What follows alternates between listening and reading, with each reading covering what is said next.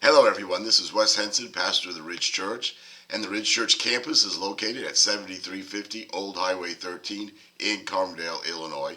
And this week we are concluding our study of Elijah living outside the comfort zone. Let me give you a quick review of what we've studied over the last 5 weeks. In week 1, we were introduced to King Ahab and Queen Jezebel of Israel, and also the prophet Elijah.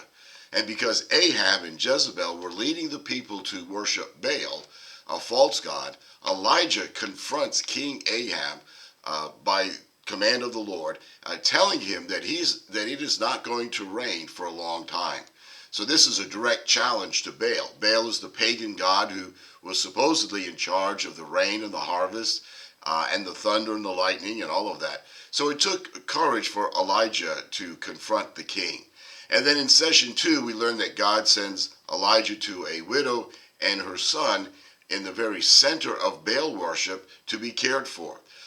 But when Elijah arrives in the city, the widow has nothing to provide for Elijah. Both Elijah and the woman trusted God to provide. So the lesson here was to serve God is also to trust God, and both of them did. In session 3, we focused on serving those around you through consistent prayer. Elijah demonstrated this truth as he prayed for the widow's boy's life. He had died, and Elijah interceded to the Lord in behalf of the widow woman, and the Lord restored the boy's life. And then in session 4, the faithfulness of God was revealed in a mighty confrontation on Mount Carmel. God answered Elijah's prayer and consumed the sacrifice that was on the altar, and the rains returned. And because God is the true God, the lesson that we learn is that God deserves our loyalty and service. And then last week, coming off this spectacular victory against the prophets of Baal on Mount Carmel, Elijah stumbled into deep discouragement. However, God met him in that moment, nurtured him, and challenged him with a new task. Click below for a 2-page outline and a study guide of this week's lesson. Okay, let's take a look at today's lesson. We're going to be in 1 Kings chapter 19, and then also we're going to turn ahead to 2 Kings chapter 2. And the point of our lesson today is that we are to lead others to serve God.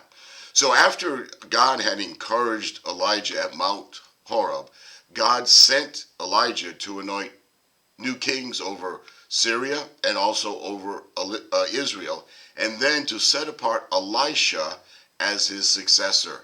Elijah heeded God's command and pursued this new assignment.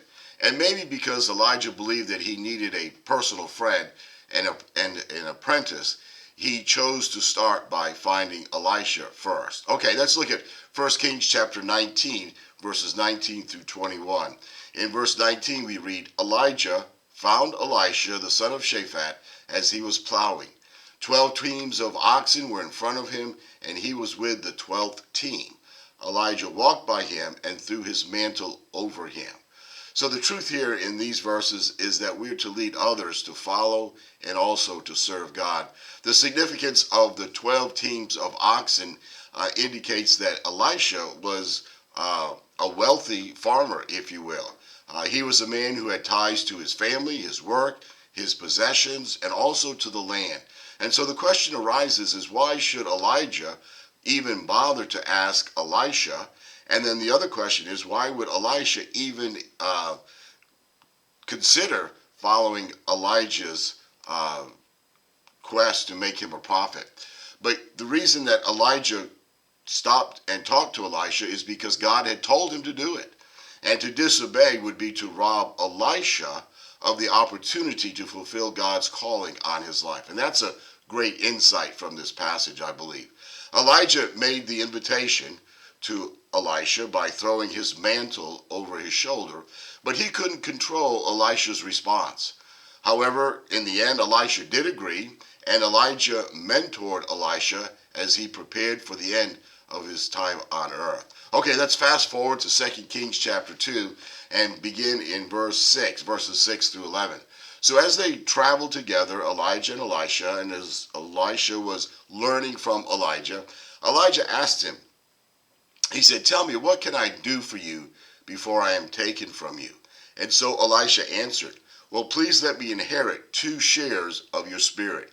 So the truth here is that we are to serve with the end in mind.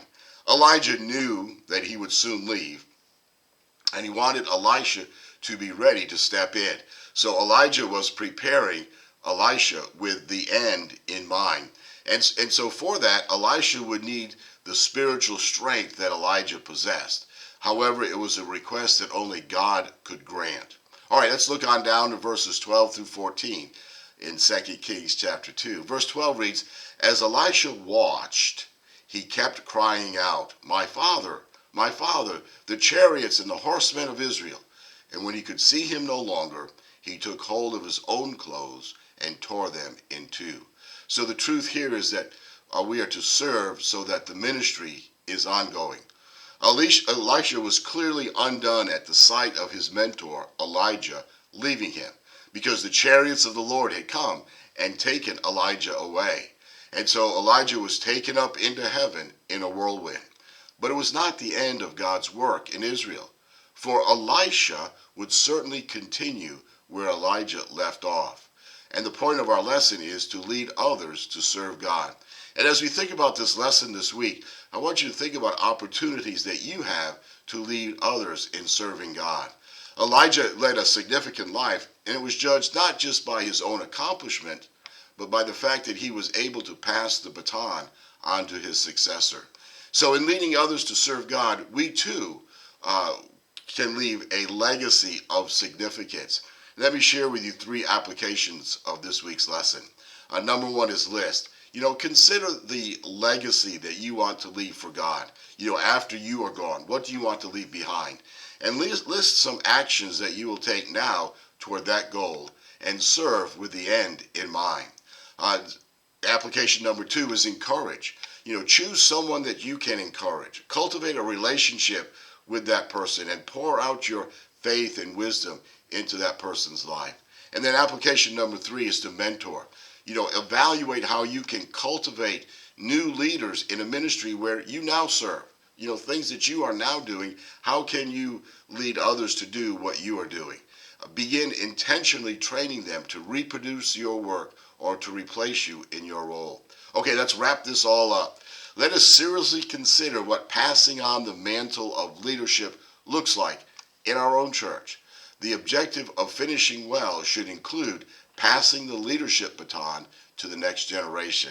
Okay, click below for a 2-page outline and a study guide of this week's lesson. Now remember, this Sunday, August the 29th, there's no small group Bible study on campus.